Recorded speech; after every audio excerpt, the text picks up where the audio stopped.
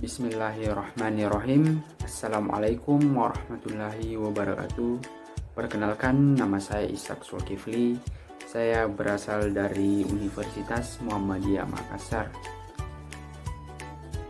Tujuan saya membuat video ini semata-mata untuk mengerjakan salah satu tugas final saya dari dosen mata kuliah Pendidikan Kewarganegaraan oleh Ibu Detranda Fatmawati Andi Mapasir MPSI. Dan sebelum itu saya ingin mengucapkan terima kasih banyak kepada Ibu dosen karena telah memberikan tugas seperti ini. Terima kasih. Dan langsung saja masuk ke materi pembahasan mengenai PowerPoint dari kelompok saya.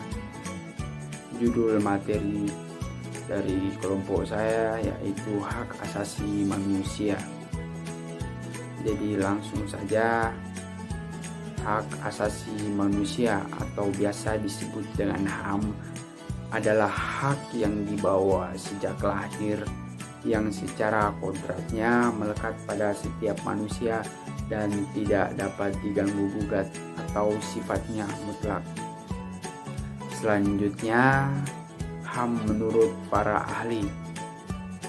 Pertama, menurut Konjoro Purba Pranoto, hak asasi manusia itu adalah hak yang bersifat asasi, artinya hak-hak yang dimiliki manusia menurut kodratnya yang tidak dapat dipisahkan dari hakikatnya sehingga sifatnya suci. Yang kedua, menurut Profesor Detrandes Darji Darmodiharjo SH mengatakan bahwa hak asasi manusia ialah hak-hak dasar atau pokok yang dibawa manusia sejak lahir sebagai anugerah Tuhan Yang Maha Esa. Selanjutnya, yang ketiga, menurut Undang-Undang Nomor 39 Tahun 1997 mengatakan hak asasi manusia adalah seperangkat hak yang memiliki pada hakikat dan keberadaan manusia sebagai makhluk Tuhan Yang Maha Esa dan merupakan anugerahnya yang wajib dihormati, dijunjung tinggi, dan dilindungi oleh negara hukum, pemerintah, dan setiap orang. Selanjutnya, yang keempat, Laboratorium Pancasila IKIP Malang mengatakan hak asasi manusia itu adalah hak yang melekat pada martabat manusia sebagai insan ciptaan Tuhan Yang Maha Esa. Selanjutnya, perkembangan hak asasi manusia di dunia. Satu, dari perkembangan Magna Carta. 2, The American Declaration. 3, The French Declaration. 4, The Four Freedom.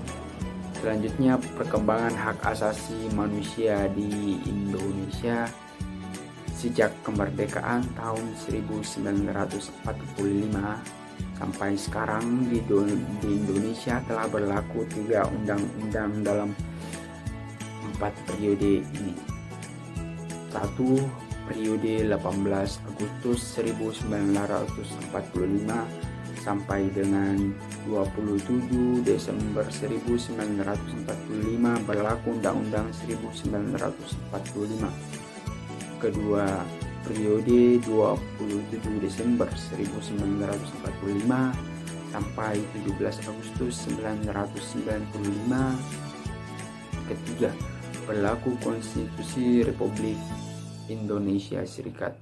Selanjutnya, ke macam-macam hak asasi manusia. Hak asasi pribadi yang pertama, atau biasa disebut dengan personal human right. Kedua, hak asasi politik atau politic rights. Ketiga, hak asasi ekonomi atau property right. Keempat, hak asasi sosial budaya. Dan yang kelima, hak asasi hukum atau legal equality right. dan bisa kita lihat secara seksama di situ terdapat pengertian dan contohnya. Selanjutnya di bagian penutup. Biasanya di bagian penutup ini terdapat saran dan kesimpulan. Jadi kesimpulan dan sarannya ialah hak asasi manusia itu adalah hak-hak dasar yang dimiliki oleh seseorang. Dengan kiprahnya, setiap individu mempunyai keinginan agar hak asasi manusianya terpenuhi. Tapi satu hal yang perlu kita ingat, bahwa jangan pernah melanggar atau menindas hak asasi manusia lain. Terima kasih. Saya rasa pemaparan materi saya untuk video ini sudah cukup. Saya ucapkan banyak terima kasih kepada Ibu dosen. Wabillahi taufiq wal hidayah. Wassalamualaikum warahmatullahi wabarakatuh.